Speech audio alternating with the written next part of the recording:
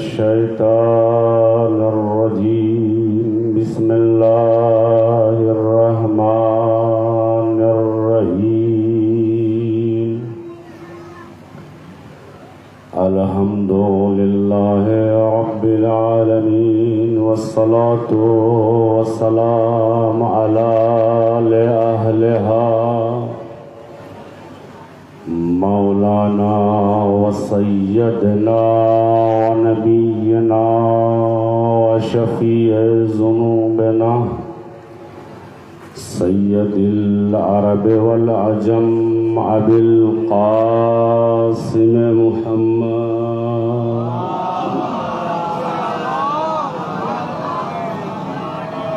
وعلى أهل بيته الطيبين الطاهرين المعصومين المظلومين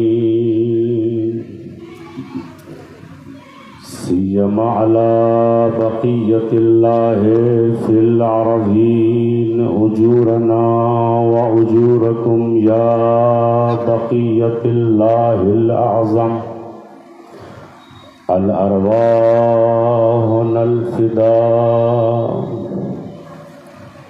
أما بعد فقد قال الله تبارك وتعالى في القرآن المجيد وهو أصدق الصادقين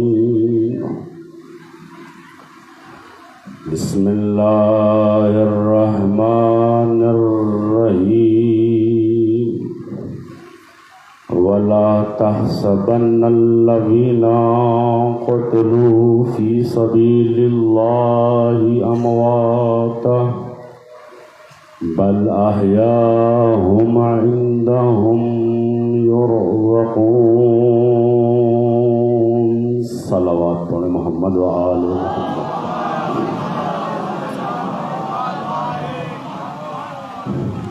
عزیزان محترم، برادران عزیز، پرصداران مظلوم سید الشہداء حضرت ابا عبداللہ الحسین علیہ السلام،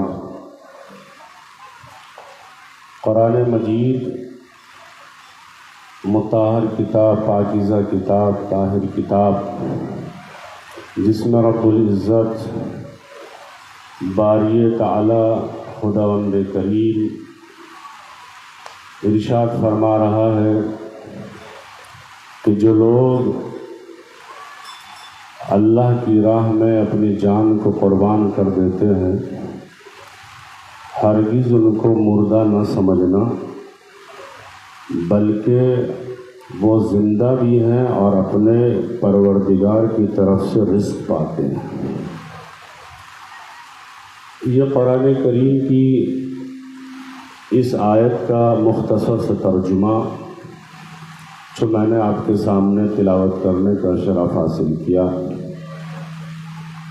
مگر آپ اگر ظاہری طور پر اور بنیادی طور پر اس آیت کریمہ کو سمجھنے کے لیے بیدار ہوں اور آمادہ ہوں تو اس آیت کے پیچھے کچھ مفاہیم پوشیدہ ہیں.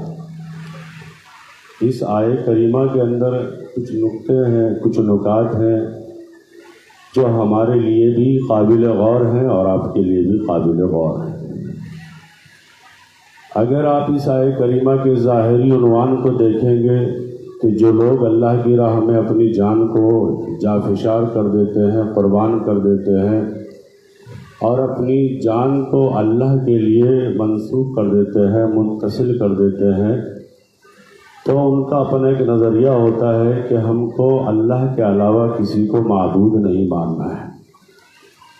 اور اسی دنیا میں کچھ ایسے لوگ بھی پائے جاتے ہیں کہ جو اللہ کو تو مانتے ہیں مگر اللہ کے علاوہ بھی کچھ ایسے لوگوں ہیں کہ جن کو وہ اتنا بلند کر دیتے ہیں، اتنا بلند مانتے ہیں کہ کچھ مقام، کچھ ہی جگہ مقام ربوبیت تک پہنچنے تک رہ جاتی ہے، اس کا مقام اتنا بالا کر دیتے ہیں. لہذا ہم کو تاریخ کے اوراق کو پلٹنا ہوگا اور تاریخ کو دیکھنا ہوگا اور پھر ان تمام شخصیات کو کہ جن کے بارے میں لوگوں نے اقوال پیش کیے ہیں، قول پیش کیے ہیں، یا جن کو معتبر سمجھتے ہیں، جن کو جانتے ہیں، تو جب تک ہم ان کے مقابلے میں جواب نہیں دیں گے تو یہ آیت جو ہے وہ ظاہری طور پر مبہم رہے گی۔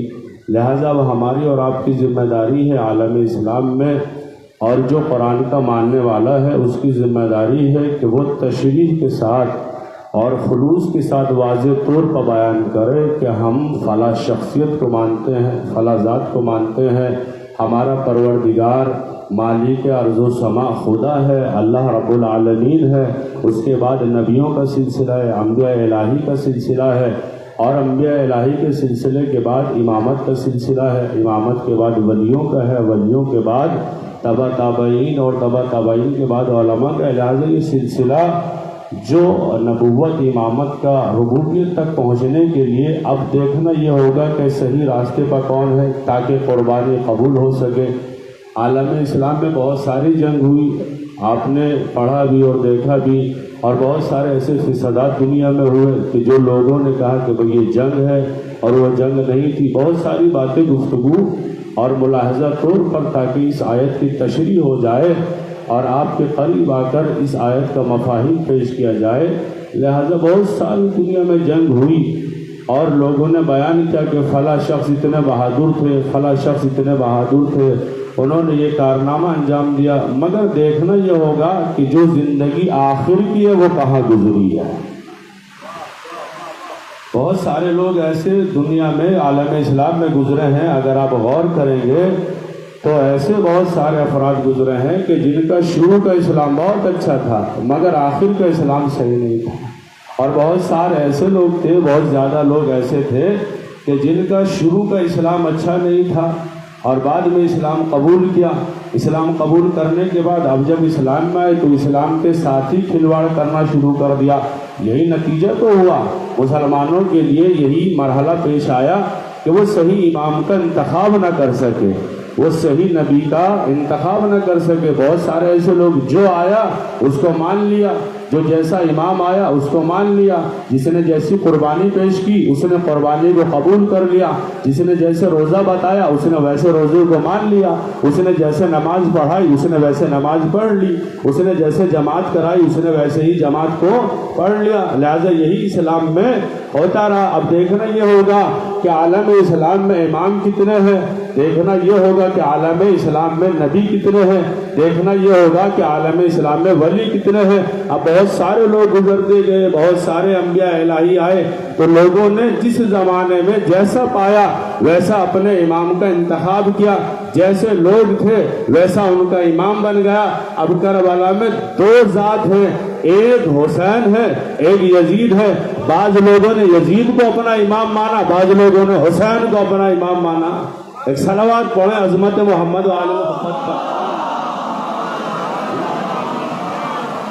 لہذا زمانہ بدلتا گیا، زمانے میں بہت سارے ایسے راز پوشیدہ رہے کہ صحیح طریقے سے امام کی نشاندہی نہ ہو، امام کو پہچانا نہ جائے، اور امام کی شخصیت کو اتنا دور کر دیا جائے کہ ہر زمانے میں ہر گھر میں ایک امام بننے لگا، ہر زمانے میں اپنے اپنے اعتبار سے۔ مگر یاد رکھیے دنیا میں بہت سارے امام آئے اور بہت ساروں نے اماموں کو قبول کیا، مگر دنیا میں ہر انسان ہر چیز بننے کو تیار ہوا، مگر عالم اسلام میں 1400 سال تک آج تک کسی کی ماں نے ایسا بچہ نہیں پیدا کیا کہ جس کے اندر یہ جرأت پیدا ہو جائے کہ وہ حسین ابن علی بن کر دکھا دے۔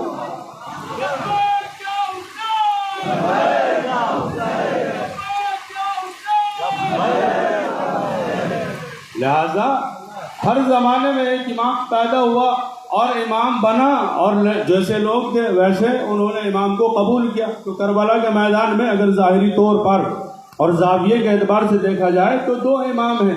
بھئی یزید بھی امام ہے، بعض لوگ اس کو بھی امام سمجھتے ہیں، ایسا نہیں ہے کہ یزیدیت ختم ہو گئی، یزید ختم ہو گیا، یزید کا کلچر ختم ہو گیا، یزید کی تہذیب ختم ہو گئی، وہ بھی ایک امام ہے۔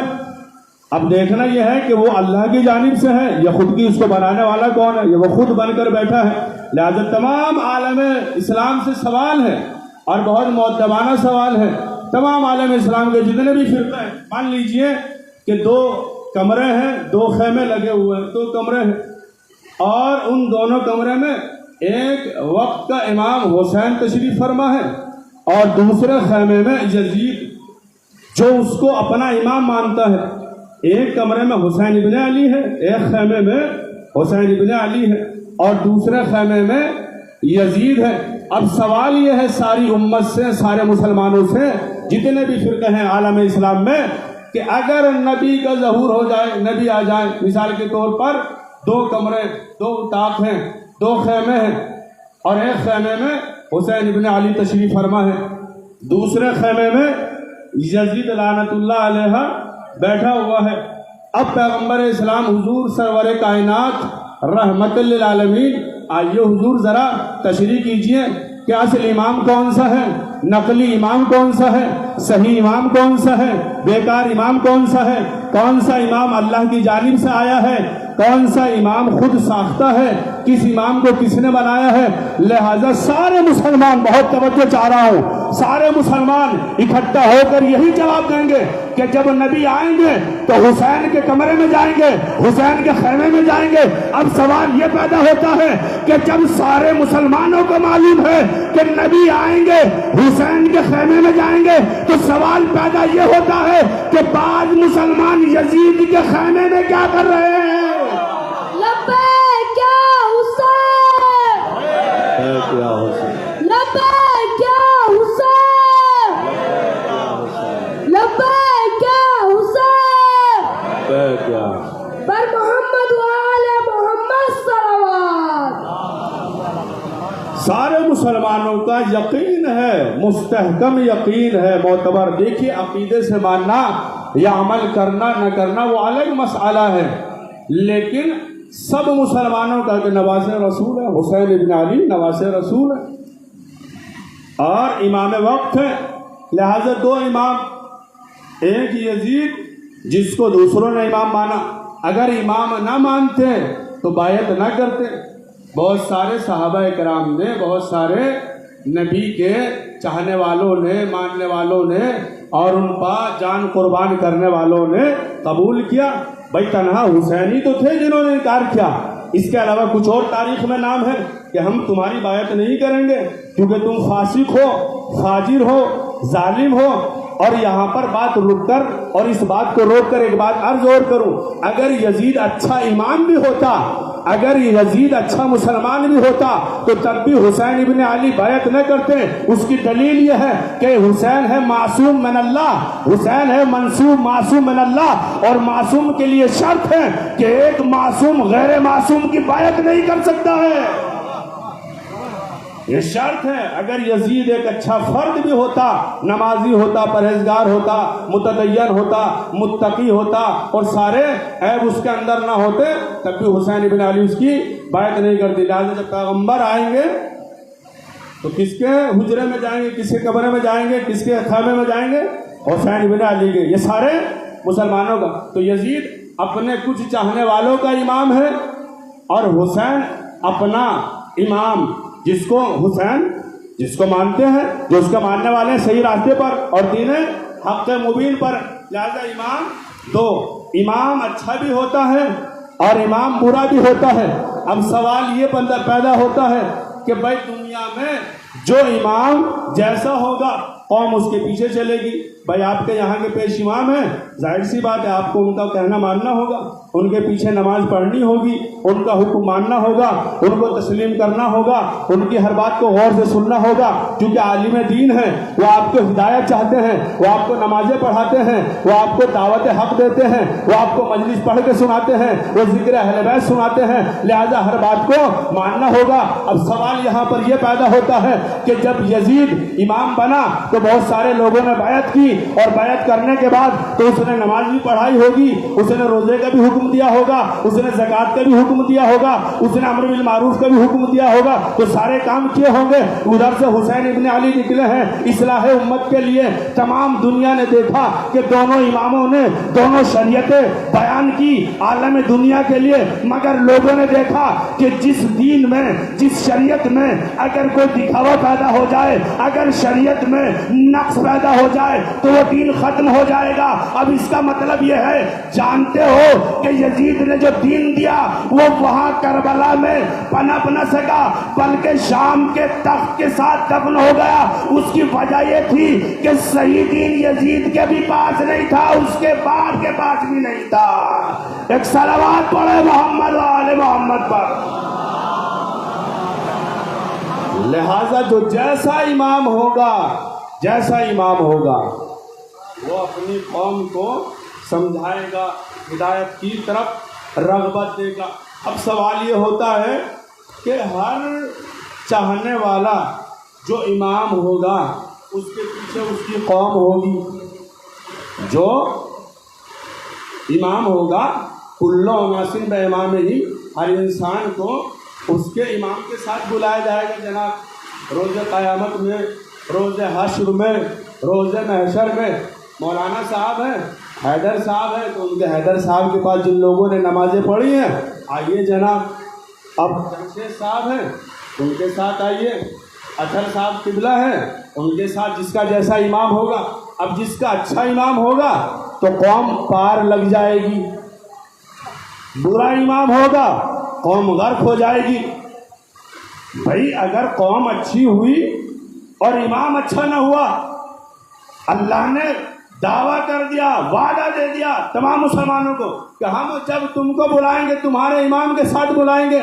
اب ظاہر سی بات ہے اگر امام اچھا ہوا تو قوم، اب سوال یہ ہے یہاں پر، ایک قوم کا امام ہے فرعون، دوسری قوم کا امام ہے موسیٰ۔ اب ان دونوں کو مقایسہ کیجئے۔ فرعون کی قوم میں کیا سارے انسان برے تھے؟ فرعون کی قوم میں کیا سارے انسان برے تھے؟ کہ نہیں سرکار، ایسا ہو ہی نہیں سکتا، کچھ برے تھے کچھ اچھے تھے۔ اب موسیٰ کی قوم میں کیا سارے لوگ اچھے تھے؟ کہ نہیں سرکار، ہو نہیں سکتا کہ سارے نمازی ہو جائیں، سارے پرہیزگار ہو جائیں، سارے متقی ہو جائیں، کہ ہو نہیں سکتا۔ اگر 100 فرد تھے تو 80 نمازی ہوں گے، 20 غیر نمازی ہوں گے، وحدہ اللہ شریک کے ماننے والے ہوں گے، اور 20 ایسے ہوں گے کہ جو عمل نہیں کرتے ہوں۔ مگر چونکہ امام اچھا تھا، موسیٰ امام اچھے تھے، پوری قوم دریا کے اس پار ہو گئی۔ فرعون امام غلط تھا، قوم غرق ہو گئی۔ اب کہنے کا حق حاصل ہے، یزید جس کا امام ہے وہ قوم غرق ہو جائے گی، حسین جس قوم کا امام ہے وہ قوم پار ہو جائے گی۔ لبیک یا حسین، لبیک یا حسین، لبیک یا حسین، لبیک یا حسین۔ دو امام ہیں، فرعون بھی امام، موسیٰ بھی امام۔ فرعون کی قوم میں سارے فرد برے نہیں ہو سکتی، 5 انگلیاں برابر نہیں ہو سکتی ہیں، اچھے بھی تھے برے بھی تھے۔ کیونکہ امام برا ہے لہذا جو اچھے بھی تھے وہ بھی بیچارے چھری کے تلے آ گئے، گورو کی طرح ذبح ہو گئے۔ جو اچھے بھی تھے وہ بھی مارے گئے، اور موسیٰ اچھے تھے لہذا جس کا امام اچھا ہوگا۔ اچھا ذرا انصاف سے بتائیے گا، موسیٰ کی کتنی قومیں تھیں؟ کتنی قومیں تھیں؟ کتنی قومیں تھیں موسیٰ کی؟ 12 قومیں۔ اور یہ قومیں اتنی لجباز تھی، یہ اتنی ہر دھرمی قومیں تھی کہ جب جناب موسیٰ نے دریا کا عصا مارا تو یہ قوم کہنے لگی کہ اب اس میں کھڑکی بھی بنائیے، اب ہم کو چلتے ہوئے دیکھنا ہے کہ کون گر رہا ہے، کون اٹھ رہا ہے، کون چل رہا ہے، ہم کو پوری سچویشن دکھائیے۔ حضرت موسیٰ علیہ السلام دعا کی، اللہ نے کھڑکیوں کا بھی انتظام کر دیا۔ آگے بڑھے، دوسری قوم نے کہا کہ نہیں موسیٰ، ہم قوم جو ہے 12 ہیں، ہم ایک راستے پر نہیں چل سکتے، ہمارے لیے 12 راستے بناؤ۔ حضرت موسیٰ کی دعا، معبود یا اللہ میری قوم ہے 12 راستے چاہتی ہے، کہ موسیٰ تمہارے ہاتھ میں عصا ہے، جتنی بار تم مار دو۔ حضرت موسیٰ نے پانی پا عصے کو مارا۔ 12 قومیں تھی، 12 راستہ بن گیا. اب جو لوگ کہتے ہیں نا کہ یہ شیعہ لوگ بخشے کیسے جائیں گے, یہ شیعہ لوگ جنت میں کیسے جائیں گے, آج سن لیجئے گا جواب اس کا بھی آپ کو مل جائے گا. موسیٰ کی کتنی قومیں ہیں؟ 12 امام. ایک سوال یہ پیدا ہوتا ہے کہ ایک موسیٰ امام ہے 12 قوموں کا, وہ 12 قوموں کو بچا سکتا ہے؟ آپ ہیں ایک قوم 12 امام ہے.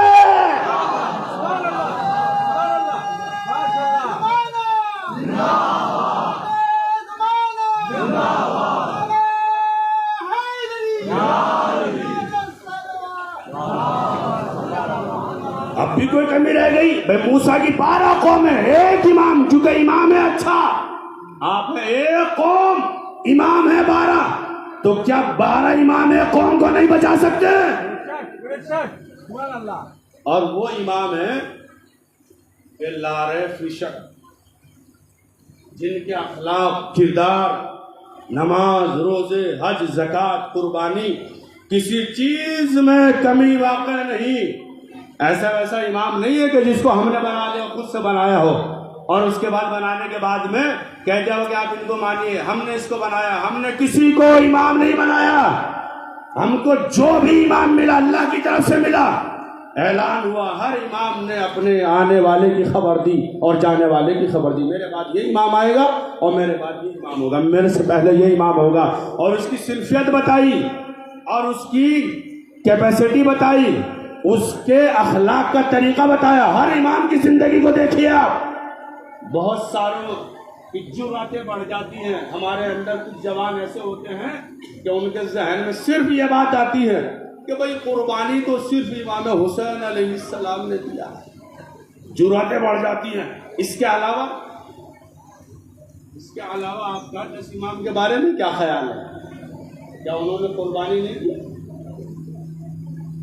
جرأتیں بڑھ جاتی ہیں کہ صرف قربانی امام حسین کی ہے. یاد رکھیے گا, امام جس زمانے میں آیا اس نے اپنے زمانے کے اعتبار سے بہترین قربانی کو پیش کیا.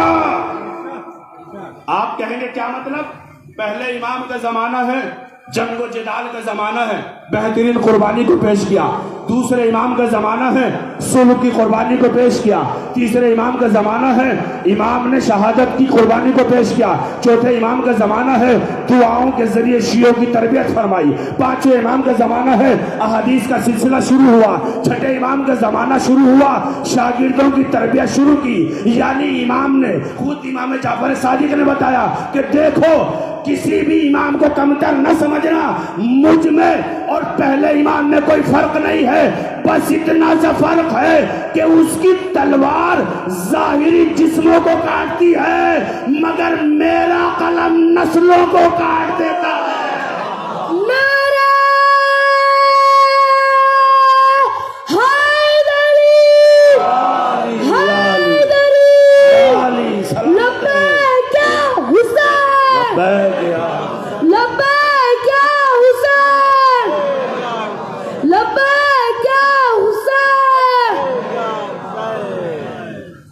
ایک اور صلوات پڑھیں محمد والے محمد کا. قلم جو ہے, قلم شاگردوں کی تربیت فرمائی آپ نے, حدیث کا سلسلہ. اور یاد رکھیے کہ تلوار ایک انسان کی گردن کو کاٹتی ہے مگر قلم ہزاروں انسانوں کی گردنوں کو کاٹ دیتا ہے.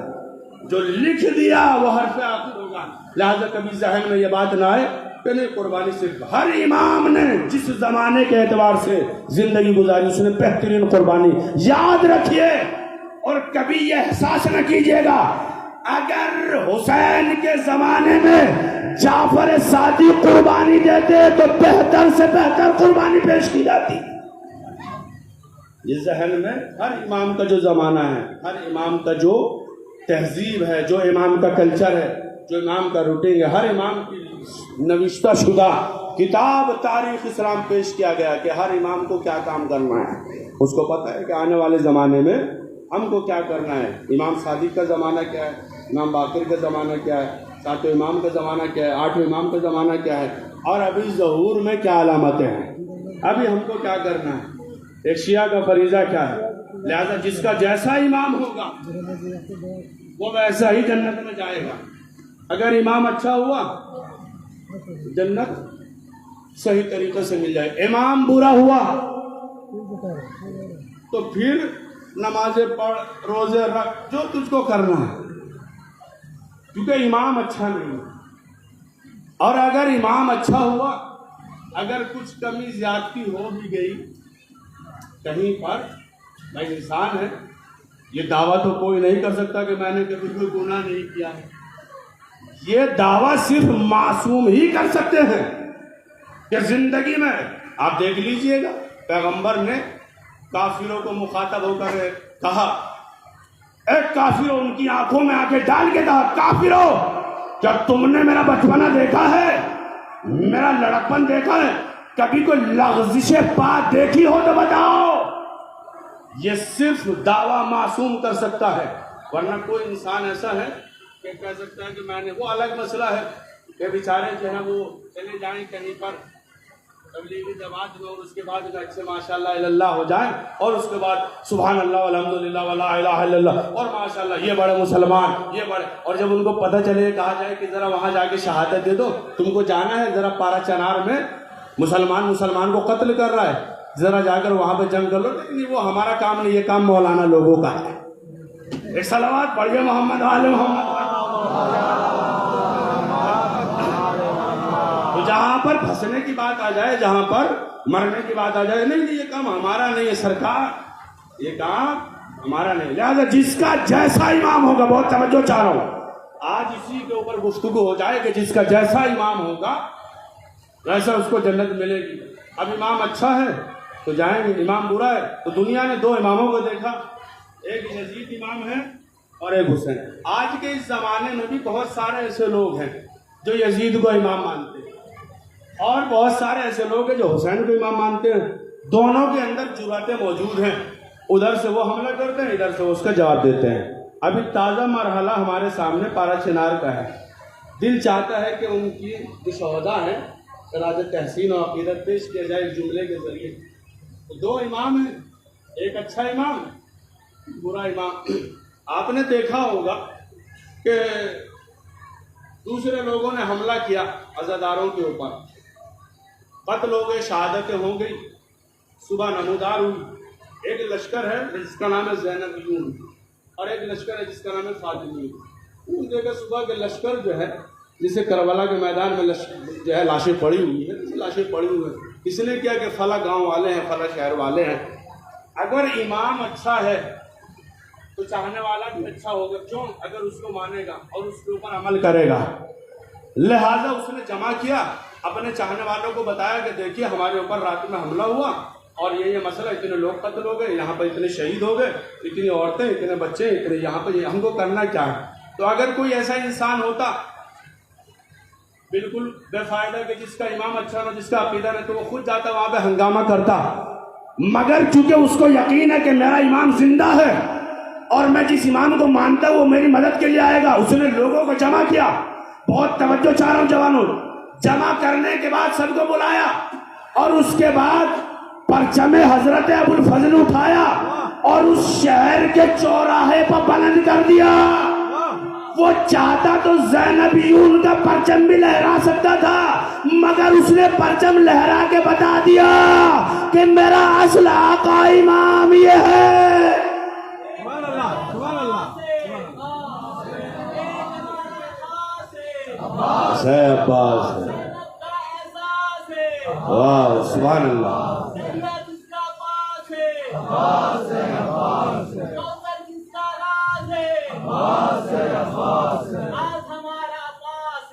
عباس ہے, عباس ہے.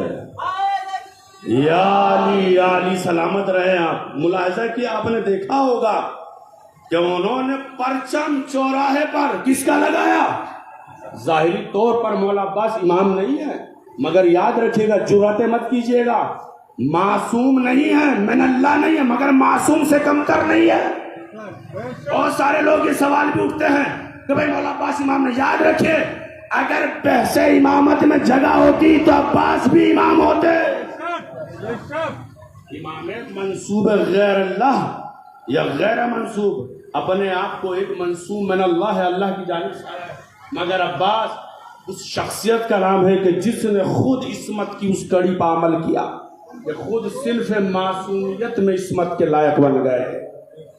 یہ مرتبہ ہے جناب عباس کا، اس نے اظہار کیا کہ میرا امام زندہ ہے، میں جس کو آئیڈیل مانتا ہوں، جس کو میں چاہتا ہوں، جو میری نصرت کے لیے آئے گا، جو میری مدد کے لیے آئے گا، لہذا جب اعلان ہوا پرچہ میں لہرا دیا گیا، اب کوئی لڑنے نہیں آئے لڑنے کے لیے ہمت ہے بھائی، آنا چاہیے نا، آنا چاہیے لڑنے کے لیے، فاطمیون سے زینبیون سے لڑنے کے لیے آنا چاہیے۔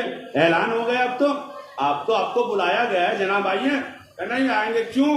یہ بھاگنے کی عادت پرانی ہے، یہ بھاگنے کی عادت، یہ رات میں حملہ کرنا، یہ برقع اوڑھ کے حملہ کرنا، یہ پرانی عادت ہے۔ اگر تمہاری ماں نے صحیح طریقے سے دودھ پلایا ہے تو آؤ مقابلہ کرو، ہمت ہے آؤ زینبیون کا مقابلہ کرو، سامنے سے آ کر حملہ کرو۔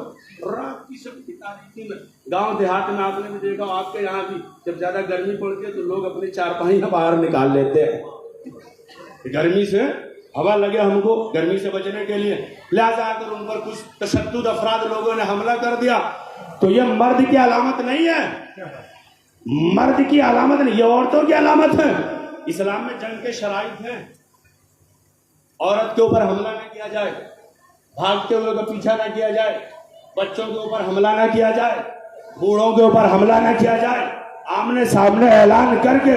اسلام دہشت گردی کا نام نہیں ہے، اسلام ڈیفنس کا نام ہے، اسلام دفاع کا نام ہے۔ ہمیشہ جہاں پر بھی آپ نے دفاع کیا ہے اپنا، چاہے جس ملک میں چلے جائیے، جہاں پر چلے جائیے، کہیے اسلام اٹیک پالیسی کا نام نہیں ہے کہ آپ جائیے کسی کے اوپر حملہ کر دیجئے۔ آپ نے لاشیں اٹھائی اور نہ جانے کتنی لاشیں اٹھائیں گے، آپ اٹھا رہے ہیں، آپ لڑ رہے ہیں۔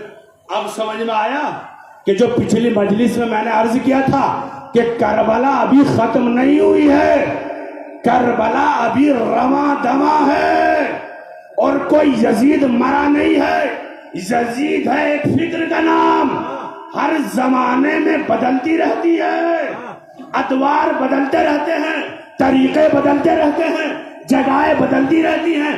اب ایک سچے حسینی کے لیے ضروری ہے کہ ہر وقت کے یزید کو جواب دے۔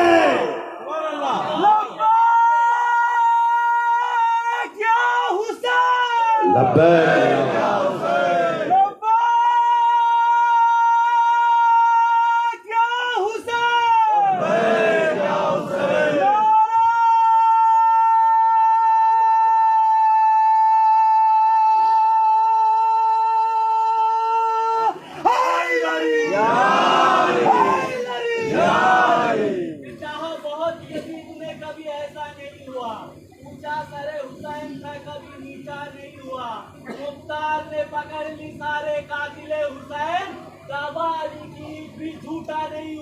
ماشاءاللہ ماشاءاللہ، لبیک یا حسین۔ لہذا اگر ہمت ہے، جرأت ہے، یزیدیت کبھی ختم نہ ہوئی ہے نہ ہوگی۔ یزید ایک فکر کا نام ہے، یزید باقاعدہ ایک کلچر ہے، ایک تہذیب ہے یزیدیت۔ آپ اس کو بڑے مؤدبانہ طریقے سے بیان کیجئے، کیونکہ جب تک آپ باطل کو بیان نہیں کریں گے تو حق سمجھ میں نہیں آئے گا۔ جب تک آپ یزید کو نہیں پڑھیں گے، یزید کو نہیں بتائیں گے دنیا میں کون ہے۔ اچھا آپ کسی بھی مسلمان سے پوچھئے، عام مسلمان سے، بھئی آپ یزید کو جانتے ہو؟ نہیں نہیں، بہت برا انسان تھا، ہمارا کیا رشتہ ہے یزید سے؟ اب یزیدی فکر کو اجاگر کرنے کی بات آ جائے کہ نہیں، جلوس روکیں گے۔ کسی ہندو نے آپ کا جلوس روکا؟ کسی RSS والے نے آپ کا جلوس روکا؟ کسی بجرنگ دل والے نے جلوس روکا؟ کبھی نہیں۔ جب بھی روکے گا مسلمان روکے گا، مسلمان کا جلوس روکے گا، اس کا تعزیہ روکے گا، اس کی نماز روکے گا، اس کی مجلس روکے گا، اس کی عزاداری روکے گا، جب بھی روکے گا۔ اور آپ سچویشن دیکھیے، آپ مرحلہ دیکھیے، کربلا ایک ہے دنیا میں، یاد رکھیے گا۔ میں تشابہ نہیں کر رہا ہوں، مشابہہ نہیں دے رہا ہوں، کربلا کے شہداء کا مشابہہ دینا بالکل صحیح نہیں ہے، لیکن میں مثال عرض کر رہا ہوں کہ بعض ہمارے جوان یہ سمجھتے ہیں کہ کربلا دوم جو ہے بعض جگہ کو بنا، کربلا دوم ہو ہی نہیں سکتا۔ کربلا دوم ہونے، مثال عرض کیا کر رہا ہوں کہ پارا چنار کے اندر آپ نے دیکھا ہوگا بعض ویڈیوز کے اندر کہ گردن جو ہے وہ پیچھے سے ایک مولا کے چاہنے والے کو قتل کیا جائے، گردن پیچھے سے کاٹی جا رہی ہے. دیکھا آپ نے یہ جوان لڑکے جو جوان ہمارے بھائی بیٹھے ہوئے ہیں، آپ دیکھا، آپ کہہ رہے ہیں کہ یزید ختم ہو گیا، آپ کہہ رہے ہیں کہ یزید مر گیا، آپ کہہ رہے ہیں اس کا تہذیب ختم ہو گئی، کلچر ختم ہو گیا. امام حسین کو یزید نے کیسے قتل کیا تھا؟ کیسے قتل کیا تھا؟ کہ سرکار پیچھے سے قتل کیا تھا. تو ویڈیو میں آپ نے دیکھا تو تصدیق تو ہو گئی نا کہ نہ یزید مرا ہے نہ یزید کے بچے مرے ہیں. یزید کے کلچر کو دیکھ کر، سن کر، بتا کر اسی طریقے سے ایک عزادار کو قتل کیا گیا. تو اس کا مطلب یہ ہے کہ اپنا سر دینا اصل اسلام ہے، دوسرے کا سر کاٹنا اسلام نہیں ہے. لہذا یزید کبھی ختم نہیں ہو سکتا. یہ کلچر ہے، یہ تہذیب ہے. اس کے مقابلے میں ایک حسینی آئے گا، اپنا لہو دے گا، اپنا خون دے گا، اپنی تہذیب کو منظم کرے گا. آپ کی ذمہ داری اپنی صفوں کو منظم کریں. آپ یہ نہ سمجھیں کہ آج ان کا نمبر ہے کل آپ کا بھی نمبر ہے. آپ یہ مت سمجھیں. پتہ نہ اگر یہ آپ کے ذہن میں ہے کہ نہیں ابھی وہاں کا مرحلہ ہے، یہ مرحلہ ہر جگہ کا ہے اور یہ ہوگا. آپ اس بھرم میں نہ رہیں کہ نہیں ہوگا، کیونکہ بڑھتی ہوئی آبادی میں جس طریقے سے شیعت پھیل رہی ہے اسی طریقے سے یزیدیت بھی اپنا کام کر رہی ہے. جوانوں کو خراب کرنا، سوشل میڈیا کے ذریعے اٹیک کرنا، ان کے عقیدوں کو خراب کرنا، ان کے شریعت کے خلاف بات کرنا، عزاداری کے خلاف بات کرنا، علم کے خلاف بات کرنا، تابوت کے خلاف بات کرنا، تاجے کے خلاف بات کرنا. تو آج کی ذمہ داری کیا آپ اپنے امام کو پہچانیں، ان کے مقابل میں اپنا عقیدہ درست کریں. عقیدہ کیسے درست ہوگا؟ سرکار مولا کا چاہنے والا ہوں، مولا کا ماننے والا ہوں، مولا کا عزادار ہوں، ماتمدار ہوں. تو یہ سب چیزیں ٹھیک ہیں اپنی جگہ پر، مگر اگر ایسا وقت آ جائے کہ کہیں پر ہم کو بلا لیں، آئیے جناب شہادت کا مسئلہ ہے تو قتلوا فی سبیل اللہ، اللہ کی راہ میں شہید ہونا. ارے میرے بچے ہیں بھیا، بچوں کا کیا ہوگا؟ بچے ہمارے یتیم ہو جائیں گے، مر جائیں گے، ہماری بیوی اجازت نہیں دے گی، ہمارے ماں باپ اجازت نہیں دیں گے. اب یہ مرحلہ بڑھتا چلا جائے گا. تو جو قوم شہادت نہیں دے گی وہ زندہ کیسے رہے گی؟ بھائی قوم کو سرخرو کرتا ہے خون. دیکھیں انسان کے مرنے کی دو علامتیں ہیں، دو علامتیں انسانی کے مرنے کی. ایک انسان کا جسم مرتا ہے، ایک انسان کا ضمیر مر جاتا ہے. آپ کہیں گے کیا مطلب؟ ایک انسان کا جب جسم مر جاتا ہے تو اس کو آپ اٹھاتے ہیں اور اٹھانے کے بعد میں غسل دیتے ہیں، کفن پہناتے ہیں اور مولانا صاحب میت کی نماز پڑھتے ہیں اور آپ لے جا کر اس کو دفن کر دیتے ہیں قبرستان. بہت توجہ چاروں جوان، دفن کر دیتے ہیں قبرستان میں. تو یہ جسم کو موت ہوئی اور آپ نے لے جا کر قبرستان میں دفن کر دیا. لیکن جس انسان کا ضمیر مر چکا ہے، جو انسان بیدار نہیں ہے، جو انسان کسی کام کا نہیں ہے، جو انسان کسی پر جان نہیں دے سکتا، اس کو کیسے زندہ کیا جاتا ہے؟ اس کو کیسے زندہ کیا جائے گا؟ بہت توجہ چاہ رہا ہوں. دیکھیے دو علامتوں میں دونوں کا جواب یہ ہے کہ اگر انسان مر جائے تو اس کو غسل دے کر قبرستان میں لے جایا جاتا ہے. اگر انسان کا ضمیر مر جائے تو اس کے اوپر لہو کی چھینٹوں سے سینچا جاتا ہے تاکہ یہ زندہ ہو، اس کے اندر آمادگی شہادت ہو. جب تک یہ زندہ نہیں ہوگا، خون نہیں دے گی قوم، وہ زندہ نہیں رہ سکتی، سرخرو نہیں ہو سکتی. کیسے ہوگی؟ جب تک شہادت نہیں ہوگی. اور جب شہادت کا سلسلہ شروع ہوگا، اب آپ کے اندر کتنی طاقت ہے، کتنی قوت ہے کہ سنسناتے ہوئے تیر کا مقابلہ کیسے کیا جائے. دوسرے کی جان لینا آسان ہے، اپنی جان دینا بڑا مشکل ہے. کتنے لوگ عالم اسلام میں جو اپنی جان دینے کے لیے قربان ہیں. آپ خصوصی والیان ولایت کے چاہنے والے ہیں، آپ عام نہیں ہیں۔ میں دہشت گردی کی بات نہیں کر رہا ہوں کہ جو لوگ آئے دہشت گرد بنے، اس کا سر کاٹو، اس کا گلا کاٹو، اس کا ظلم کرو، یہاں سے مارو، یہاں سے کاٹو، یہاں پہ یہ کرو۔ یاد رکھیے گا، جملہ عرض کروں، آمادہ ہیں آپ؟ پارا چنار کے اندر شناختی کارڈ دیکھ کر، شناختی کارڈ دیکھ کر، جس کا نام علی، لائن میں لگو قتل کر دو۔ جس کا نام حسن، لائن میں لگو قتل کر دو۔ جس کا نام حسین، لائن میں لگیے جناب، قتل کر دیے۔ آپ غور فرمایا کہ جس کے نام سے دنیا میں اس کے چاہنے والوں کو قتل کیا جا رہا ہے، ذرا احساس کرو کربلا میں کہ اس حسین کو کتنا مارا ہوگا جس کا باپ علی تھا، جس کے چاہنے والے کو، جس کا نام علی ہے۔ جرم ہو گیا ہے علی نام رکھنا آج کے زمانے میں۔ جس کے چاہنے والے کو، ماننے والے کو اتنا قتل کیا گیا، اس طریقے سے مارا گیا، اور جس کے باپ علی ہو، جس کے دادا علی ہو، اس کو کتنا مارا ہوگا، اس کو کتنا قتل کیا ہوگا۔ آج دنیا اسلام میں اگر آپ دیکھیں، پورے دنیا انسانیت میں ملاحظہ کیجئے گا، اور اگر یہ بات پہنچ گئی تو شاید یہی جملہ مجلس کا معراج بن جائے گا۔ آج پوری دنیا میں دیکھیے، پوری دنیا میں پورے 56 کے 56 ممالک ایک طرف، سارے اسلامی کنٹری ایک طرف، سب ایک جگہ کھڑے ہوئے ہیں۔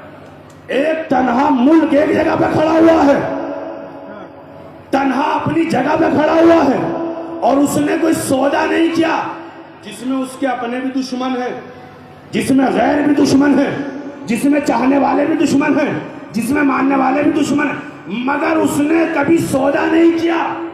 دنیا دیکھ رہی ہے، دنیا کی آنکھیں لگی ہوئی ہیں اس طرف۔ اس کا مطلب یہ ہے کہ وہ ملک بتانا یہ چاہتا ہے کہ ہم اس امام کے ماننے والے ہیں کہ جس نے نہ کبھی اپنا امام بدلا، نہ کبھی اپنا ایمان بدلا۔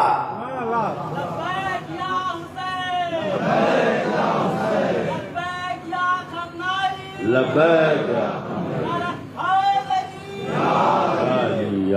لہذا پورے دہانے پر ایک دنیا ایک اس طریقے سے بٹ گئی ہے ایک ولایت کے چاہنے والوں کے مقابلے میں کہ سرکار جو بھی ہو جائے۔ اور دنیا میری سمجھ میں نہیں آتا ہے کہ آج کے اس، دیکھیے پہلے جو ہے کتابوں کی کمی تھی، لائبریریز کی کمی تھی، علماء کی کمی تھی۔ آج کے زمانے میں سوشل میڈیا پر ہر چیز موجود ہے، لائبریریز کے لائبریریز ہیں، بڑے بڑے جید علماء ہیں، قدیم علماء ہیں، اور اس کے بعد بہت بڑی بڑی کتابیں ہیں، سوشل میڈیا ہے، نیٹ ورک ہے، ساری چیزیں۔ مگر سوال یہ پیدا ہوتا ہے کہ آج کا مسلمان کتنا نادان مسلمان ہے کہ بغیر تحقیق کے نہ کوئی پڑھتے ہیں نہ کوئی پوچھتے ہیں، بس کیونکہ ہمارے مولوی صاحب نے کہہ دیا ہے بس ہم نے مان لیا ہے، وہ جو کہہ دیں گے ہم مان لیں گے۔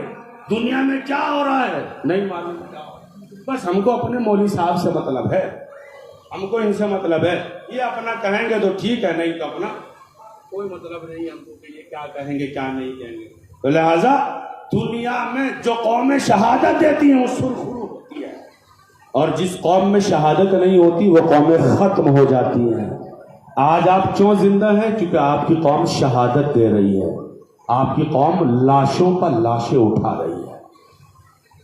ہر جگہ پر، ہر مقام پر، ہر محاذ پر جہاں پر اس اسلام کو خون کی ضرورت پڑے گی، شیعہ بڑھے گا اور وہاں پر اپنی شہادت کو قبول کرے گا، وہاں پر اپنی شہادت دے گا، وہاں پر اپنا مرتبہ بڑھائے گا، اپنی منزل بڑھائے گا، اپنے خون کی تاثیر اور اثر کا پتہ دے گا کہ میں جس امام کو اپنا رول ماڈل اور آئیڈیل مانتا ہوں وہ میرا امام شہادت کا پیروکار ہے، کسی پر ظلم کرنے کا پیروکار نہیں ہے۔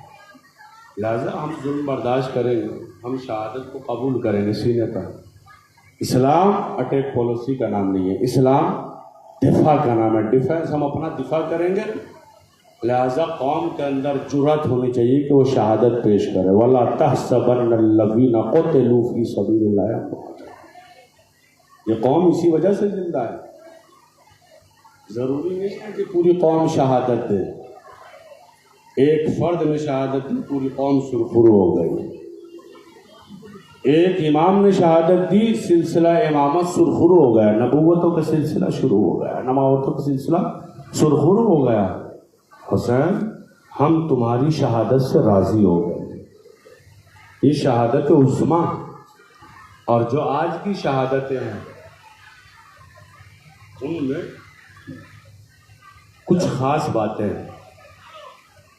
جو آج کی شہادت ہے اس میں حسین کا نام لینے والوں کو قتل کیا جا رہا ہے اور ان کی محبت پر مارا جا رہا ہے، اور حسین کو جو قتل کیا وہ اسلام کی محبت پر مارا گیا ہے. لہذا یہ شہادتوں کا سلسلہ ابھی اور بڑھے گا، جذبہ ایثار اور زیادہ آمادہ کرنا ہوگا. اب یہ تھمنے والا نہیں ہے، رکنے والا نہیں ہے، کیونکہ جو قومیں شہادت نہیں دیتی ہیں وہ نیست و نابود ہو جاتی ہیں. جو قومیں شہادت دیتی ہیں وہ سرخرو ہوتا ہے. امام حسین کو زندہ ہے، شہادت دی. ہم کربلا میں ایسا خون سے اس کربلا کی زمین کو سینچیں گے کہ تا قیامت تک اسلام سرخرو رہے گا. حسین خون دے گا اس کربلا کی زمین کو، مردہ زمین کو، اور مردہ زمین انسانوں کی روحوں کو حسین کا خون زندہ کرے گا. امام حسین نے کربلا کے میدان میں اپنے 71 ساتھیوں کے ساتھ قربانی پیش کی. ان کی قربانی، جون کی قربانی، علی اکبر کی قربانی، جناب عباس کی قربانی. کربلا کا میدان سجا ہوا ہے.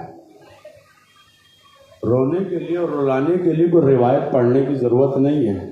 ایک جملہ جو دل پر لگ جائے اور محبت اجاگر ہو جائے، نفسیات اجاگر ہو جائیں انسان کے، اگر انسان کو واقعاً دل پر یہ احساس ہو کہ کربلا کے میدان میں حسین کا 6 ماہہ علی اصغر شہید ہو گیا، اللہ اکبر، اجرکم من اللہ. امام وقت ہے، قربانی دینا میراث ہے. مولا امام زین العابدین کے صحابی ہیں جناب منہال. سوال کیا مولا امام زین العابدین سے، مولا آخر کب تک آپ گریہ فرمائیں گے؟ کوئی حد، کب تک آپ گریہ فرمائیں گے؟ مولا سجاد فرماتے ہیں منہال تو نے انصاف نہیں کیا، ذرا انصاف سے بتا کہ یعقوب کے کتنے فرزند تھے؟ اس کا مولا 11 فرزند تھے. کون سا بیٹا باپ کی آنکھوں سے اوجھل ہو گیا تھا کہ یوسف؟ کب موت کا نہ ہونا یقینی تھا نا کہ زندہ ہے، زندگی تو جی مولا. مگر وہ یعقوب اس بیٹے کے فراق میں اتنے زیادہ روئے کہ آنکھوں میں سفیدی آ گئی. اس اپنے بیٹے کے فراق میں اتنے زیادہ گریہ کیا، اتنا زیادہ روئے. حضرت یوسف حضرت یعقوب علیہ السلام حضرت یوسف کے فراق میں کہ آنکھوں کی بینائی چلی گئی. مگر منہال ذرا انصاف سے بتا، یعقوب کا ایک یوسف کھویا گیا تھا، گم ہو گیا تھا، مگر حیات زندہ ہونے کا یقین حاصل تھا، مگر جدائی برداشت نہ کر سکے اور اتنا زیادہ روئے کہ آنکھیں جاتی رہی.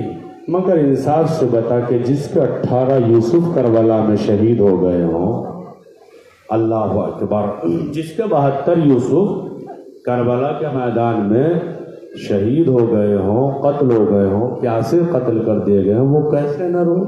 وہ امام کیسے گریہ نہ کرے؟ وہ کیسے ہنسو نہ بہائے؟ منہال نے کہا کہ مولا شہادت تو آپ کے گھر کی میراث ہے. مولا فرماتے ہیں کہ منہال، شہادت ہماری میراث ہے، مگر ماں اور بہنوں پھپھیوں کا بازار میں ننگے سر جانا یہ ہماری میراث نہیں ہے.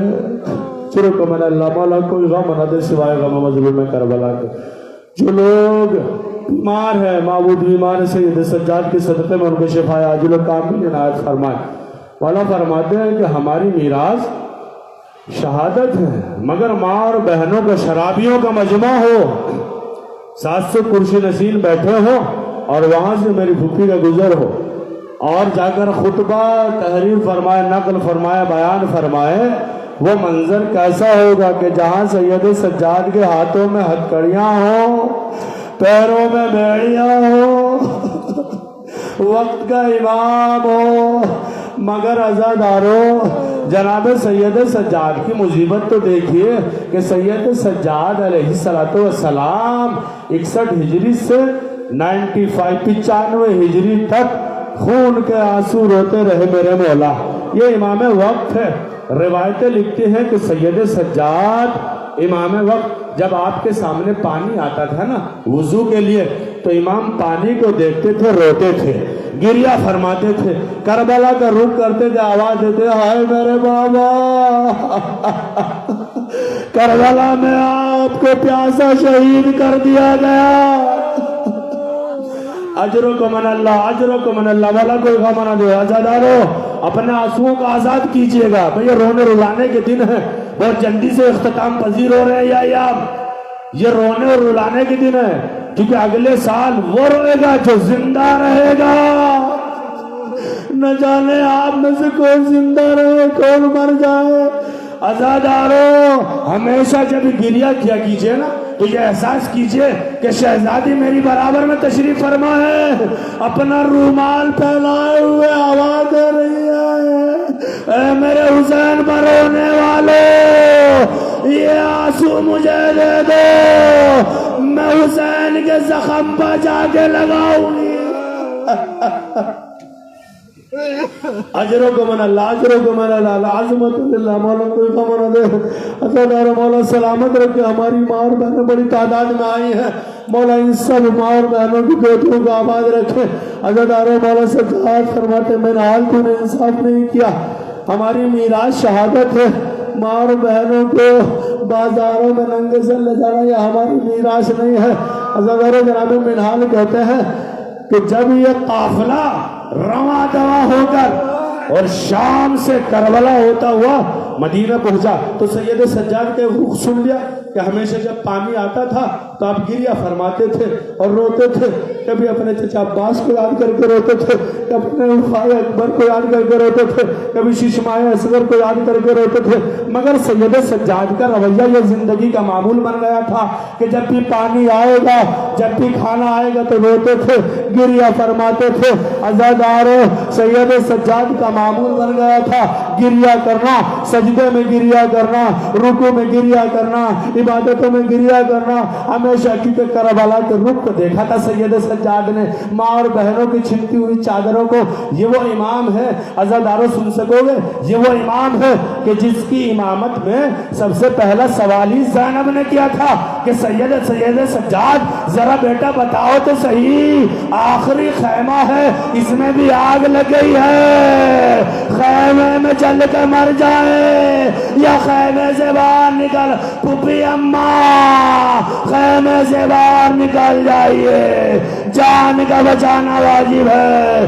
عزادارو سید سجاد جب مدینے آ گئے، گزر ایک قصاب کی دکان سے ہوا، اب جو سید سجاد نے دیکھا، میرے آقا نے دیکھا، میرے مولا نے دیکھا کہ قصاب ایک جانور کو ذبح کر رہا ہے، ایک جانور کو ذبح کر رہا ہے۔ سید سجاد آگے بڑھے، پڑھنے کے بعد کہا کہ قصاب میرے بھائی ذرا یہ تو بتا کہ تو جانور کو ذبح تو کر رہا ہے مگر ذرا انصاف تو کر، یہ تو بتا کہ تو نے اس جانور کو پانی بھی پلایا ہے کہ نہیں پلایا ہے۔